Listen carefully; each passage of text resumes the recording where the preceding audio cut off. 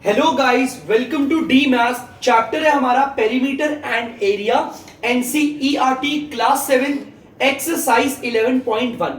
तो बच्चों, पहले अगर हम इस 11.1 एक्सरसाइज को स्टार्ट करें उसके लिए जरूरी है कि हम लोग इसका बेसिक्स पढ़ते हैं अच्छे से, क्योंकि अगर हमें इसका बेसिक्स पता है तो हम इसे आसानी से कर सकते हैं। ठीक है, तो बच्चों 11.1 की जो एक्सरसाइज है ना, उसमें ज्यादातर हमारा रेक्टेंगल और स्क्वायर ही है डाउट्स। तो चलिए हम बेसिक्स में भी पहली फिगर पढ़ेंगे अपनी स्क्वायर। तो बच्चों स्क्वायर पढ़ाता हूं मैं आपको, ध्यान से देखिएगा स्क्वायर के बारे में। हमारी जो पहली फिगर हम पढ़ने वाले हैं बच्चों, वो हमारी है स्क्वायर। मैं आपको स्क्वायर के बारे में हर एक चीज बताऊंगा, ध्यान से देखना स्क्वायर को। ठीक है, तो चलिए बना देते हैं जल्दी से स्क्वायर। ये बच्चों मैंने बना दिया स्क्वायर। सबसे पहले तो ध्यान से सुनना, स्क्वायर में 4 साइड होती है। आप देख सकते हो, देखो बच्चों, पहली साइड, दूसरी साइड, और ये तीसरी साइड, और ये चौथी साइड। स्क्वायर में टोटल होती है 4 साइड है, और ये चारों साइड्स बराबर होती है। ये वाली साइड पे भी देखो मैंने 1 टिक 2 टिक लगा दिए, इस वाली साइड पे भी मैंने यहाँ पे 2 टिक लगा दिए, इस वाली साइड पे भी बच्चों मैंने 2 टिक लगा दिए, और जो ये वाली साइड है बच्चों, इसमें भी मैंने 2 टिक लगा दिए। ये 2-2 टिक्स मुझे कह क्या रहे हैं? ये 2-2 टिक्स का कहने का मतलब है, ये जो निशान है ना बच्चों, ये सिंबल है, इसका मतलब है ये वाली साइड, ये वाली साइड, ये वाली साइड और ये वाली साइड आपस में सारी साइड्स बराबर है। तो जो जो पॉइंट्स में पढ़ाऊंगा वो मैं हाथों हाथ लिखता भी चलता हूं। देखो सबसे पहला पॉइंट क्या है? Square all sides are equal. Square all sides are equal माने कि स्क्वायर की सारी साइड्स बच्चों क्या होती है? बराबर होती है। ठीक है, तो स्क्वायर में 4 साइड्स होती है। ठीक है, ध्यान से देखना, 1 2 3 4, और चारों आपस में बराबर होती है। चलिए अब ध्यान से देखना बच्चों, मैं आपको ना दिखाऊंगा, ये कोने में ना एंगल बनते हैं। क्या बनते हैं? एंगल। अब देखना बच्चों, ये एंगल कितना है। यहां पर एक एंगल बनेगा, इस कोने में एक एंगल बनेगा, इस कोने में, इस कोने में। तो बच्चों एंगल भी हमारे 4 बन रहे हैं, एक एंगल, 2 3 4। तो बेटा चारों एंगल देखो ध्यान से, साइन को, इस साइन को जरा ध्यान रखना। ये जो साइन बना रहा हूं ना मैं, इस साइन को कहते हैं 90 डिग्री का। मतलब बच्चों ये जो एंगल बन रहा है, स्क्वायर में हमारे 4 एंगल बनते हैं, एक एंगल, 2 एंगल, 3 एंगल, 4 एंगल। और देखो सारे के सारे एंगल 90 डिग्री के। ये जो साइन है वो 90 डिग्री का है। तो इस पॉइंट को भी हम लिख देते हैं square each angle is 90 degree. Square का हर एक एंगल कितने डिग्री का होता है? 90 डिग्री का। स्क्वायर में वैसे तो 4 एंगल है, लेकिन आप देख सकते हो हर एक एंगल 90 डिग्री का है, क्योंकि ये 90 डिग्री का साइन होता है बच्चों। क्लियर है? ठीक है, तो चलिए अब देखते हैं और स्क्वायर के बारे में हमारी क्या चीजें होंगी। देखो वैसे तो आपकी क्लास तक के लिए बेसिकली इतनी सारी चीजें काफी है। स्क्वायर की सारी साइड्स बराबर होती है बच्चों। ठीक है, और स्क्वायर का हर एक एंगल 90 डिग्री का होता है। ठीक है, अब बच्चों मैं आपको पढ़ाऊंगा 2 चीजें। हमारे ना स्क्वायर को लेकर 2 मेन फॉर्मूले हैं जिसके बेस पे पूरा बना हुआ है चैप्टर पेरीमीटर और एरिया। ठीक है, तो बच्चों पहला हमारा जो फॉर्मूला है, ध्यान से देखना बच्चे, पेरीमीटर ऑफ स्क्वायर।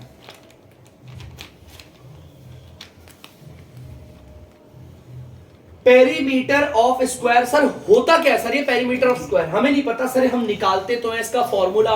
पहले तो मैं आपको बताता हूं ये पेरीमीटर ऑफ स्क्वायर होता क्या है, इस फॉर्मूले से हम क्या निकालते हैं इसमें।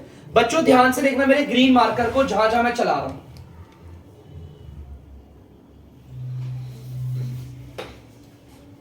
ध्यान से देखते रहना बेटा। ये माने कि ये सारी की सारी टोटल बाउंड्री, देखो मैंने बाउंड्री पे मार्कर चला दिया ना पूरा का पूरा। ध्यान से देखना बच्चों, मैंने पूरी बाउंड्री पे मार्कर चला दिया ना, इसका मतलब पेरीमीटर ऑफ स्क्वायर हमें बाहर की बाउंड्री बताता है, हमें बाहर की बाउंड्री। अगर मान लो मैं पेरीमीटर, इस स्क्वायर का पेरीमीटर निकाल रहा हूं, पेरीमीटर ऑफ स्क्वायर निकाल रहा हूं, तो इसका मतलब मुझे, जैसे मान लो इसका पेरीमीटर आ गया, लेट सपोज आ गया 75 मीटर। मान लो मैंने इसका पेरीमीटर ऑफ स्क्वायर निकाला और इसका आंसर आ गया 75 मीटर। तो बच्चों इसका मतलब है इसकी ये टोटल बाउंड्री, मतलब कि ये चारों साइड्स, यहां से लेकर ये पूरा पूरा यहां तक, ये पूरी जो बाउंड्री है ना टोटल, वो 75 मीटर होगी। ठीक है, ये चीज आपको क्लियर होनी चाहिए बच्चों कि ये जो पेरीमीटर ऑफ स्क्वायर होता है वो एक्चुअली में हमें बताता क्या है। अब मैं आपको इसका फॉर्मूला बताता हूं, जो होता है आपका 4 इंटू साइड। ये हमारा इसका फॉर्मूला है 4 इंटू साइड, और वो निकालता क्या है, हमारे बाहर की बाउंड्री निकालता है कि टोटल बाउंड्री है कितनी। ठीक है, तो ये चीज क्लियर होनी चाहिए। उसके बाद दूसरा फॉर्मूला है हमारा बच्चों, ध्यान से देखना, उसके दूसरे फॉर्मूले में हमारा आता है आपका, दूसरे फॉर्मूले में, चलो इसे दूसरे मार्कर से लिख देते हैं, दूसरे फॉर्मूले में आता है हमारा area of square. Area of square माने कि स्क्वायर का एरिया। तो बच्चों इसका भी एक फॉर्मूला होता है एरिया ऑफ स्क्वायर। जिस तरह से पेरीमीटर ऑफ स्क्वायर का मतलब होता है बाहर की बाउंड्री, इस फॉर्मूले का इस्तेमाल करने से हमें स्क्वायर के बाहर की बाउंड्री पता चल जाती है ना। तो एरिया ऑफ स्क्वायर क्या बताता है हमें बेटा, एरिया ऑफ स्क्वायर ध्यान से देखना, ये जो अंदर का ये जो पार्ट दिख रहा है पूरा, जिसमें मैंने ये चला रखा है, ध्यान से देखना बच्चों, मैं अपना मार्कर चला रहा हूं उस पे, ये जो पूरा अंदर अंदर वाला पोर्शन है पूरा का पूरा, ये जो पूरा अंदर का पार्ट है ना, ये पूरा, ये कितना है अंदर, यहां पर ये कितनी जगह है, ये पूरी की पूरी, इसको बताता है एरिया ऑफ स्क्वायर। हर किसी फॉर्मूले को याद तो करो, लेकिन आपको पता होना चाहिए कि इस फॉर्मूले से पता क्या चल रहा है भाई। एरिया ऑफ स्क्वायर से हमें पता चलता है अंदर कितनी जगह है, ये पूरी पूरी कितनी जगह है। तो इसका फॉर्मूला होता है बच्चों साइड मल्टीप्लाई बाय साइड, ये होता है हमारा इसका formula, side multiply by side. इस चीज को ध्यान रखना, जो मैंने आपको स्क्वायर के बारे में पढ़ाया है, स्क्वायर के सबसे पहले बारे में पढ़ाया था, square all sides are equal. Square की 4 साइड होती है बच्चों, और चारों साइड्स आपस में बराबर है। अगर ये 5 सेंटीमीटर है तो ये भी 5 सेंटीमीटर होगी, ये वाली साइड भी 5 होगी, और ये वाली साइड भी 5 सेंटीमीटर होगी।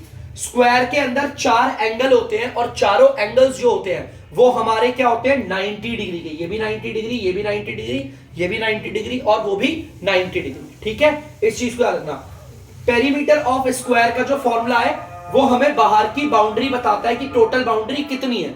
अगर मैं इस फॉर्मूले का इस्तेमाल करूंगा तो हमें बाहर की बाउंड्री पता चलेगी। ठीक है, एरिया ऑफ स्क्वायर, अगर मैं इस फॉर्मूले का यूज करता हूं एरिया ऑफ स्क्वायर, तो इससे हमें अंदर वाला पता चलता है ये कितनी जगह। ये देखो देखो, ये हमारा देखो, जैसे ये स्क्वायर है ना, ये जो स्क्वायर है इसके अंदर ये कितनी जगह, ये जगह जानने के लिए एरिया ऑफ स्क्वायर निकालते हैं। तो बच्चों यहां पर ये हमारा स्क्वायर है, बस ये इतना ही है, तो आप लोग इसे जल्दी से उतार लीजिए, फिर हम बढ़ेंगे अपनी दूसरी फिगर पे।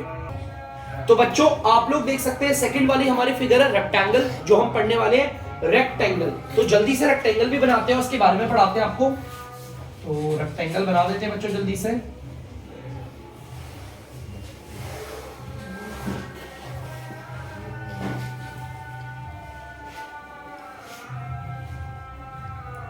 ठीक है बच्चों, रेक्टेंगल बनाते हैं। अब ध्यान से देखिएगा बच्चों, रेक्टेंगल में भी होती है हमारी 4 साइडें। देखो दिखाता हूं आपको, ये है पहली साइड, ये है दूसरी साइड, ये है आपकी तीसरी साइड, और ये है हमारी चौथी साइड। रेक्टेंगल में भी 4 साइड्स हैं।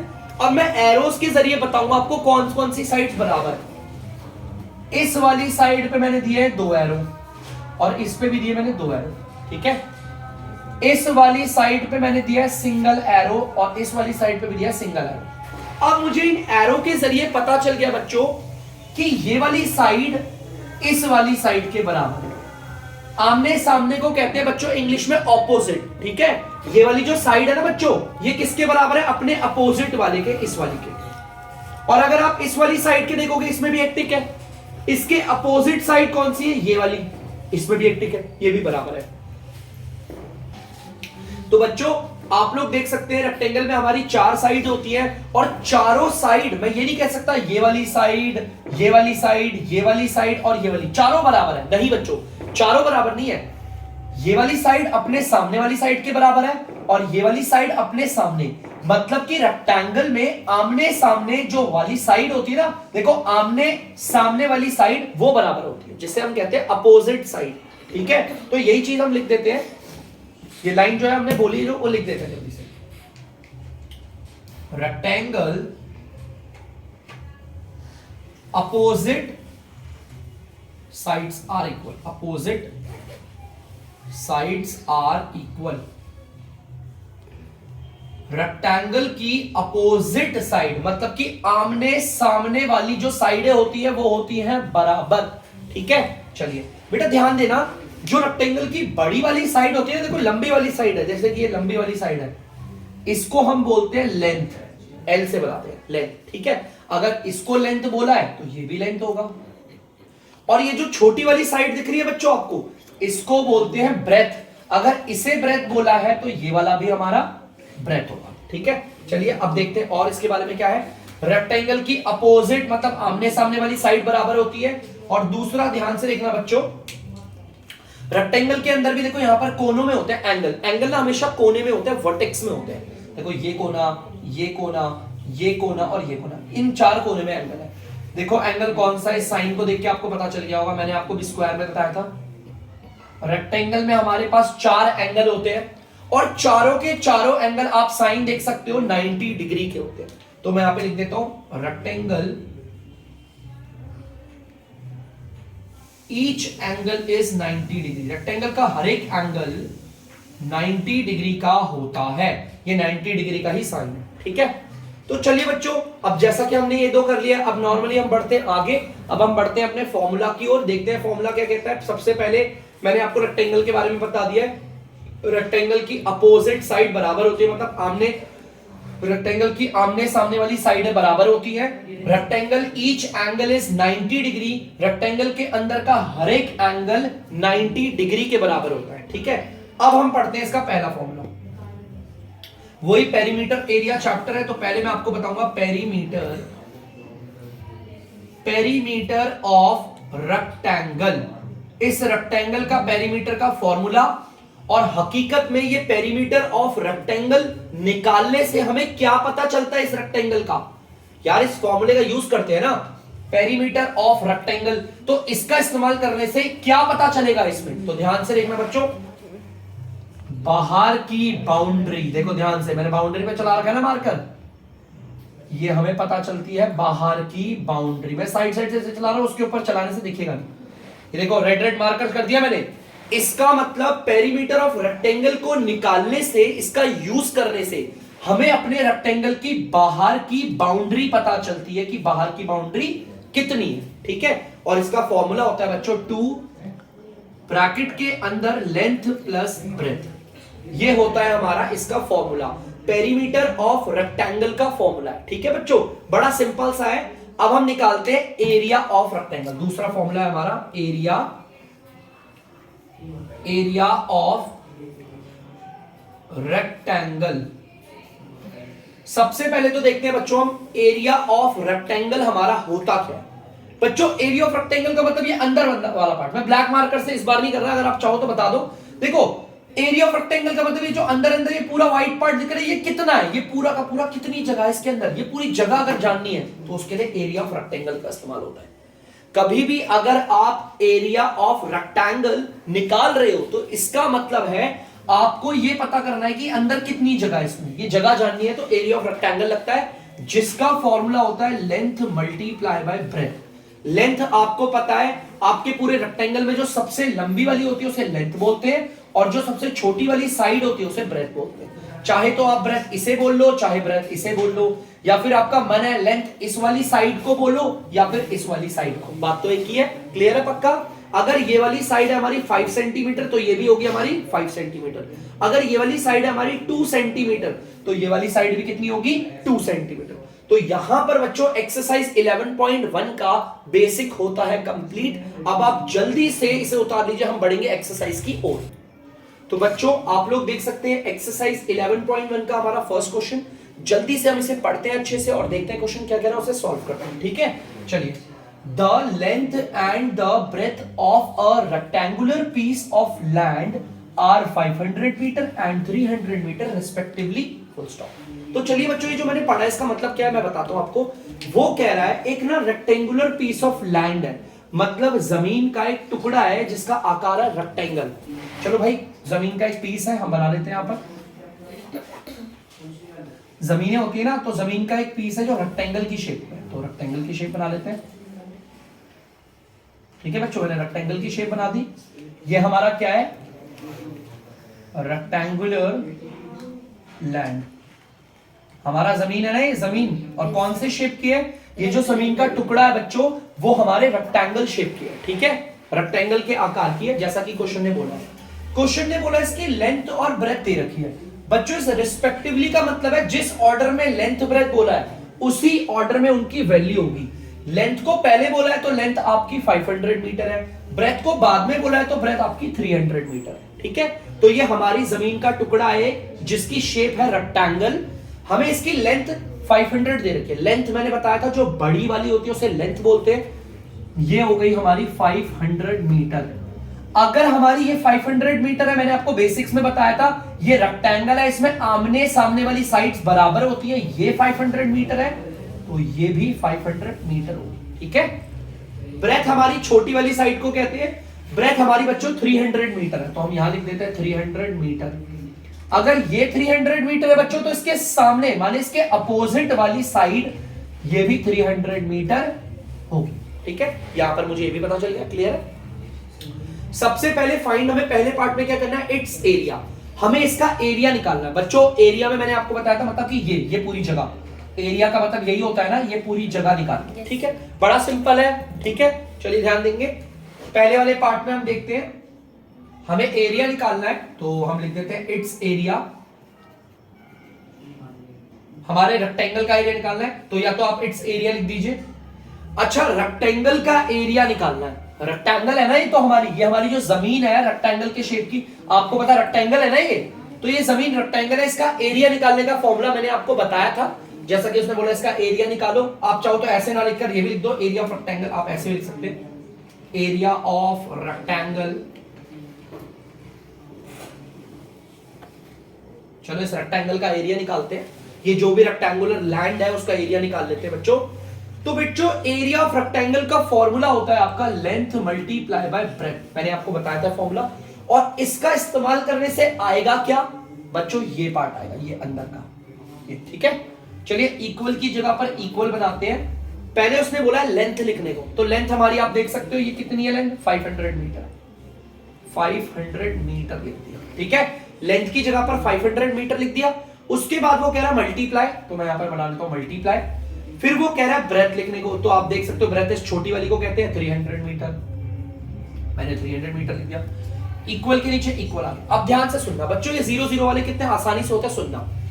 5 को अगर 3 से मल्टीप्लाई करूंगा आएगा 15, आएगा 15। इस वाले की 2 0 और इस वाले की 2 0, टोटल हो जाएगी 4 0। देखो 4 0 बना दी मैंने, क्लियर है, पक्का, सिंपल। मीटर को अगर मीटर से मल्टीप्लाई करेंगे तो आएगा मीटर स्क्वायर। मीटर के ऊपर पावर 2 लग गई, क्योंकि यहां पर 2 मीटर है ना, अगर 3 होते तो पावर 3 लगती, 4 मीटर होते पावर 4 लगती, तो यहां पर 2 मीटर है, इसे मल्टीप्लाई करके मीटर के ऊपर पावर 2 लगी है, इसे बोलते हैं मीटर स्क्वायर, ठीक है।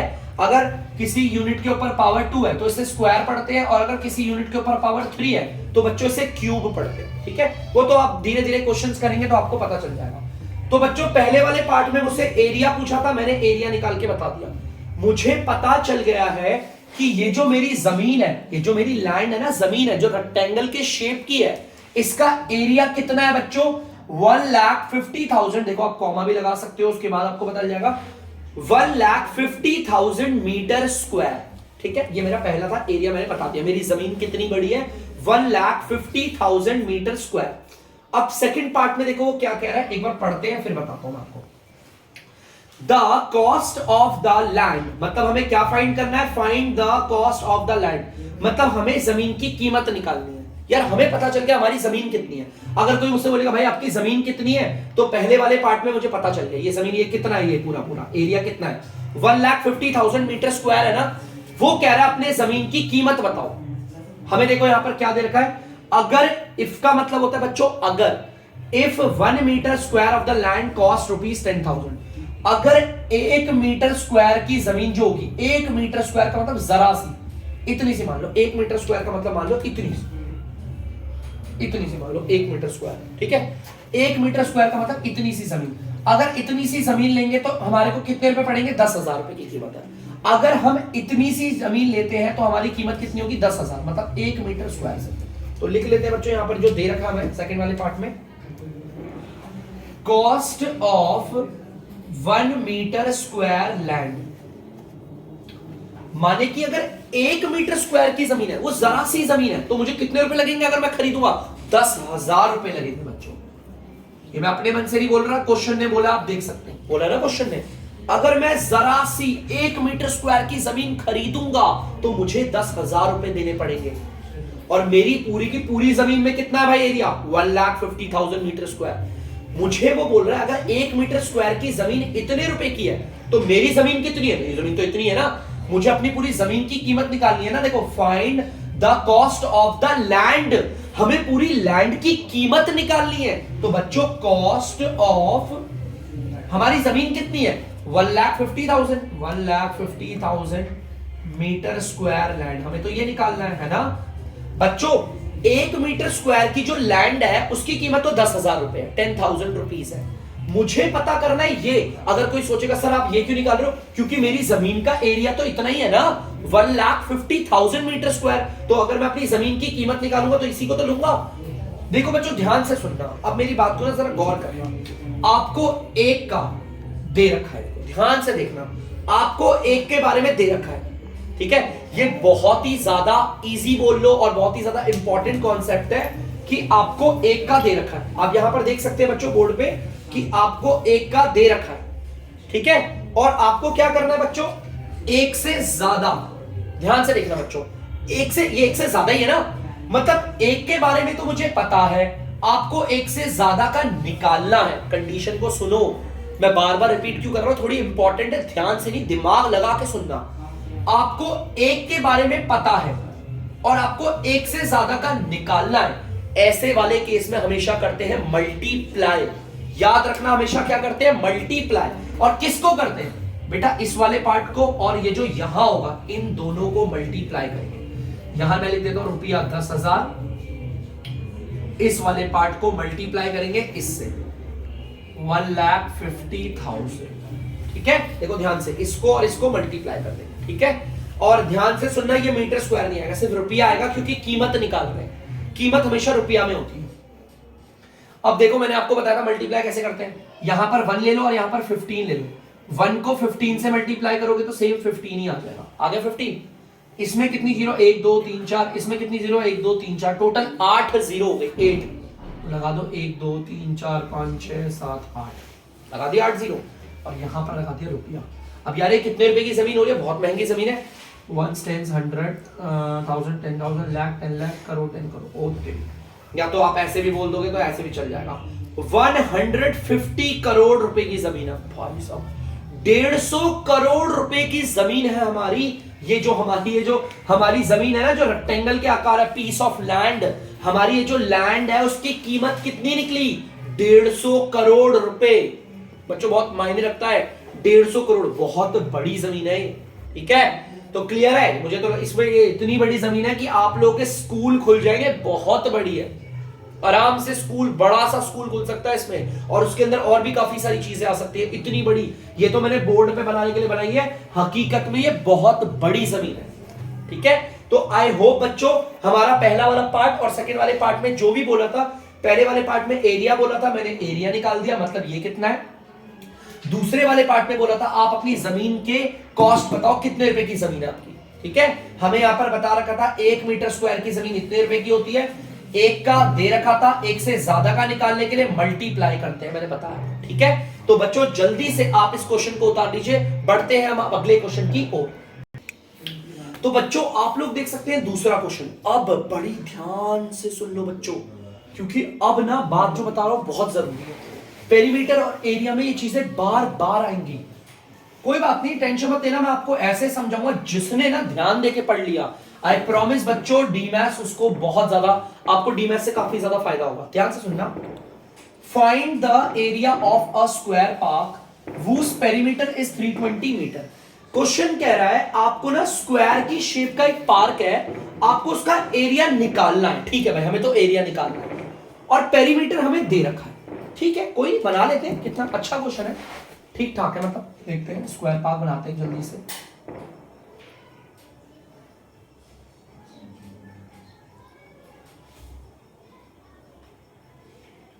ठीक है, बच्चों स्क्वायर की शेप का पार्क है, मैं लिख देता हूं यहां पे स्क्वायर पार्क। ये जो पार्क है बच्चों हमारा वो स्क्वायर की शेप का है, और मैंने आपको बताया था स्क्वायर में 4 साइड होती है, 1 2 3 और 4, बेसिक्स में पढ़ाया था आपको। और मैंने बोला था इसकी चारों साइड्स आपस में क्या होंगी, बराबर। ठीक है, चलो ठीक है। लेकिन हमें क्या दे रखा है, इसका पेरीमीटर दे रखा है।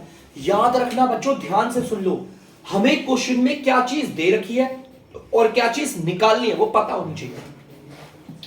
सबसे पहले आपको वो चीजें लिखनी है जो आपको पता है। हमें क्या पता है, पेरीमीटर इज 320 मीटर, हमें पता है इसका पेरीमीटर, पेरीमीटर ऑफ स्क्वायर, हमें इस स्क्वायर का पेरीमीटर पता है। बेटा स्क्वायर को ना मैं ऐसे भी लिख सकता हूं, एस क्यू, चलो छोड़ो मैं पूरे लिख देता हूं। बच्चों पेरीमीटर ऑफ स्क्वायर हमें क्या दे रखा है, 320 मीटर। मैं एक बार आपको फिर से रिकॉल करवाता हूं कि पेरीमीटर ऑफ स्क्वायर का मतलब होता है ये बाहर की टोटल बाउंड्री कितनी है, ये टोटल बाउंड्री मतलब यहां से लेकर ये और ये टोटल कितना है, 320 मीटर। 320 मीटर है बाहर की बाउंड्री, क्योंकि पेरीमीटर ऑफ स्क्वायर यही बताता है। ठीक है, मैंने बेसिक्स में बताया था आपको। चलो ठीक है, ये दे रखा, कोई दिक्कत नहीं। निकालना क्या है, find the area of a square. अरे बड़ा सिंपल क्वेश्चन है, कर दे भाई। अब ना मैं इसे जगह छोड़, देखो ध्यान से, बहुत बच्चे बोलते हैं सर क्यों जगह छोड़ रहे हो, ऐसा क्या होगा। मैं यहां पर एक लाइन खींचता हूं और मैं यहां पर कर रहा हूं, इसके लिए जगह छोड़ दी मैंने। अब क्यों छोड़ी पता चल जाएगा। मुझे एरिया ऑफ स्क्वायर निकालना है, तो यहां पे लिख देता हूं एरिया ऑफ स्क्वायर। मुझे इस ये जो स्क्वायर की शेप का पार्क है, मुझे इसका एरिया मतलब ये निकालना है, और इसको निकालने के लिए पता है बोला ना एरिया निकालना है, एरिया ऑफ स्क्वायर निकालना है आपको। बड़ा सिंपल है। देखो बच्चों, जो चीज मुझे गिवन है वो मैंने लिख दी, और जो चीज मुझे निकालने में उस पर तो वर्क करूंगा ना। एरिया ऑफ स्क्वायर निकालना है ना, देखो क्वेश्चन को पढ़ो, find the area of a square park. भाई जो स्क्वायर की शेप का पार्क है उसका एरिया निकालो। मैंने लिख दिया यहां पर एरिया ऑफ स्क्वायर, उसका फॉर्मूला लगाते निकालते। एरिया ऑफ स्क्वायर का फॉर्मूला होता है बच्चों साइड मल्टीप्लाई बाय साइड, यही फॉर्मूला होता है। कितना सिंपल है, साइड मल्टीप्लाई बाय, इसके तो मुझे ज्यादा बड़ा हो गया लगता है, साइड मल्टीप्लाई बाय साइड ही होता है ना। तो चलो जल्दी से इसमें फॉर्मूला अप्लाई करते हैं, इक्वल के नीचे इक्वल लगा दिया। ठीक है, चलो बच्चों पहले हम क्या लिखेंगे, साइड। अरे स्क्वायर की साइड कितनी यार, ये कितनी होगी, हमें स्क्वायर की तो साइड पता ही नहीं। अब यार आप बोलोगे सर ये क्या, ये तो पेरीमीटर है, साइड नहीं है, ये तो ये टोटल है, यहां से लेकर ये चारों को जोड़कर क्या आएगा, ये हमें सिंपल सी साइड चाहिए, इतनी सी, या तो ये पता चल जाए या तो ये कोई सी भी पता चल जाए, है ना। हमें यहां पर साइड लिखनी है, लेकिन यार साइड तो है ही नहीं, बिल्कुल भी नहीं है बच्चों, नहीं है, साइड तो है ही नहीं। अब अगर साइड होगी नहीं तो ना यहां पर कुछ पुट कर पाऊंगा, ना यहां पर एरिया निकाल पाऊंगा मैं, बिल्कुल भी नहीं। मतलब यार ये तो दुविधा हो गई, मुझे तो एरिया ऑफ स्क्वायर निकालना है, लेकिन पहले ये साइड पता करनी पड़ेगी। क्या करनी पड़ेगी, साइड। अब सर साइड कैसे निकालते हैं, आपने तो फॉर्मूले में हमें पेरीमीटर बताया था निकालना और एरिया, आपने कहीं अपने साइड सिखाया ही नहीं। सिखाया बच्चों, मैंने बिल्कुल भी नहीं सिखाया। मैंने आपको कहीं पे नहीं बताया कि स्क्वायर की साइड कैसे निकालते हैं। टेंशन मत लो, क्वेश्चन ने बता रखा है, लेकिन हमें टेंशन मत लो, उदास मत हो, अपनी इस उदासी को स्माइली में बदल दो। आप डीमैथ्स में हो बच्चों, मैं बताता हूं आपको, ध्यान से सुनना। हमें क्या प्रॉब्लम आई है, हमें साइड चाहिए। अगर हमें ये साइड पता चल जाए तो काम हो जाएगा, है ना। अब दिक्कत होती है कि सर ये साइड निकलेगी कहां से। बच्चों क्वेश्चन ने हमें क्या चीज गिवन है, क्वेश्चन ने हमें कुछ बातें बताई थी ना, जैसे उसने बताया था पेरीमीटर ऑफ स्क्वायर, मतलब कि इस पूरे के पूरे स्क्वायर का पेरीमीटर दे रखा है। पता है ये ऐसी नहीं दे रखा, इससे ही निकलेगी साइड। याद रखना, मेरी बात को फिर से सुनना, आपको जो चीज निकालनी थी वहां पे प्रॉब्लम आ रही थी ना, साइड निकालनी है, तो वो कौन निकाल के देगा आपको, जो क्वेश्चन ने आपको बता रखा है। क्वेश्चन ने इसके अलावा और कुछ बताया तो बता दो, इसके अलावा कुछ बताया, कुछ भी नहीं। हमें तो सिर्फ पेरीमीटर ऑफ स्क्वायर पता है, ठीक है। चलो अब ये सर इससे कैसे निकलेगा, सर यहां पर कैसे हमारी साइड निकलेगी, ये साइड ये निकाल के देगा। देखो कैसे बताता हूं बच्चों, पेरीमीटर ऑफ स्क्वायर तो एक फॉर्मूला है, ये बात को भी ध्यान से सुनना। पेरीमीटर ऑफ स्क्वायर एक फॉर्मूला है ना, फॉर्मूला यार हमें तो पता है इसका फॉर्मूला है, लेकिन इसका फॉर्मूला है, लेकिन इसकी वैल्यू दे दी। याद रखना, जब भी किसी का फॉर्मूला हो, पेरीमीटर ऑफ स्क्वायर का एक फॉर्मूला है, लेकिन उसकी वैल्यू दे दी जाए, वैल्यू दे दी हुई है, वैल्यू दे दी है ना। जब भी किसी फॉर्मूले की वैल्यू दे दी जाती है, तो जब भी किसी फॉर्मूले की, यहां पर फॉर्मूला होना चाहिए था ना उसका, लेकिन जब भी किसी फॉर्मूले की वैल्यू दे दी जाए आपको, तो आपको क्या करना है, उसके फॉर्मूले को उसके नीचे पुट कर देना बस। देखो पेरीमीटर ऑफ स्क्वायर एक फॉर्मूला है, उसकी वैल्यू हमें दे दी है, तो इस फॉर्मूले का, इसका जो फॉर्मूला है वो उसके नीचे पुट कर दूंगा। पेरीमीटर ऑफ स्क्वायर का फॉर्मूला होता है 4 इंटू साइड, यही होता है इसका फॉर्मूला, जस्ट उसके नीचे पुट कर दिया, इक्वल के नीचे इक्वल, और ये आ गया 320 मीटर। और बच्चों टेंशन मत लेना, ये जो मैंने बोला है ना फॉर्मूले की वैल्यू दे दी है, तो फॉर्मूले को, इसके फॉर्मूले को इसके नीचे पुट कर दो, ये इस चैप्टर में इतनी बार लगेगा कि आपको रट जाएगा। ठीक है, तो चलो आगे करते हैं, देखते क्या होता है। यार साइड निकालनी है ना, साइड को ऐसे ही रखो यहां पर, देखो ध्यान से, साइड निकालनी है तो इसे अकेला करना पड़ेगा ना, अकेला कैसे होगा, देखो हमें यही तो निकालनी है साइड, प्रॉब्लम यही आ रही है ना, हमें साइड निकालनी है तो इसको अकेला करो, उसके लिए 4 को उधर भेजना है। 4 अगर इधर मल्टीप्लाई हो रहा है तो उधर जाकर क्या होगा, डिवाइड। देखो इसको तो पहले एज इट इज उतार दो, यहां पर 4 आता ना, लेकिन 4 को हमने यहां नहीं उतारा, यहां पर 4 होता तो मल्टीप्लाई हो रहा होता ना, देखो मल्टीप्लाई होता, यहां पर अगर मल्टीप्लाई हो रहा है तो नीचे वाली लाइन में आके क्या हो जाएगा, वो डिवाइड हो जाएगा, और डिवाइड का मतलब होता है नीचे आ जाएगा। अब ध्यान से देखो बच्चों, ये कट रहे हैं, ये दोनों के दोनों 4 के टेबल से कट रहे हैं, ये कटता है 1 बारी पे और ये कटता है 80 बारी पे, नीचे 1 की कोई वैल्यू नहीं होती, कोई भी वैल्यू नहीं होती। देखो यहां पर मैंने साइड लिख दिया, ये मैंने इक्वल उतार दिया, ऊपर है 80 मीटर, और बच्चों नीचे 1 है, आप चाहो तो नीचे 1 हटा दो, 1 की कोई वैल्यू नहीं होती, हटा दो, आ गई साइड। मैंने बोला था ना, जो प्रॉब्लम आ रही है वो मेरे को कौन सॉल्व करके देगा, जो क्वेश्चन में मुझे गिवन है, जो मुझे दे रखा है वो निकाल के देगा। तो साइड हमारी निकल गई, देखो बच्चों 80 मीटर। अब हमारे पता है साइड हमारी 80 मीटर, मैं जरा यहां लिख देता हूं 80 मीटर। अगर ये 80 मीटर है तो ये भी 80 मीटर हो गई, और ब्रैकेट में इसलिए बना रहा हूं, मैंने निकाली है, 80 क्वेश्चन में नहीं दिया है, 80 मीटर, ये भी 80 मीटर हो गई, क्योंकि स्क्वायर की सारी साइड बराबर होती है ना। अब तो भैया मेरा बहुत आसान हो गया क्वेश्चन। अब साइड बोली थी ना, यहीं पे आके अटक गए थे ना, साइड हमारी 80 मीटर, लिख देते हैं यहां पर 80 मीटर। फिर यहां पर मल्टीप्लाई है तो मल्टीप्लाई बनाते हैं, फिर यहां पे दोबारा साइड बोल रहा है, लिख देते हैं 80 मीटर, इक्वल की जगह इक्वल। 8 को 8 से मल्टीप्लाई करेंगे आएगा 64, इसकी एक 0, इसकी एक 0, हो गई 2 0। मीटर को मीटर से करेंगे मल्टीप्लाई तो आएगा मीटर स्क्वायर, क्योंकि यहां पर देखो 2 मीटर है ना, तो क्वेश्चन ने बोला था स्क्वायर पार्क का एरिया निकाल दो, मतलब स्क्वायर, ये जो स्क्वायर की शेप का आपका पार्क है ना, इसका एरिया मतलब ये कितना है, तो बच्चों कितना है 6400 मीटर स्क्वायर। अगर मीटर के ऊपर पावर 2 है तो उसे हम प्रोनाउंसिएशन उसकी होती है स्क्वायर। देखो 6400 मीटर स्क्वायर, ठीक है बच्चों। तो यहां पर मैंने आपका इसका एरिया निकाल दिया है। याद रखना कि अगर कभी भी हमें क्वेश्चन में जो निकालना उसमें कोई प्रॉब्लम आए तो ये प्रॉब्लम कौन सॉल्व करके देता है, जो पार्ट हमें गिवन है, ठीक है। तो कोई डाउट नहीं, इसलिए मैंने जगह छोड़ दी। तो जल्दी से बच्चों से उतार लीजिए। तो बच्चों आज के लिए सिर्फ इतना ही, फिर हम लौटेंगे दोबारा एक नई वीडियो में और पेरीमीटर एंड एरिया के अगले क्वेश्चनों के साथ। तब तक के लिए बच्चों अगर डीमैथ्स की वीडियो आपको पसंद आ रही है तो वीडियो को लाइक करें, शेयर करें, और अपना प्यारा प्यारा फेस से आप लोग चैनल को कर दें सब्सक्राइब। बाय।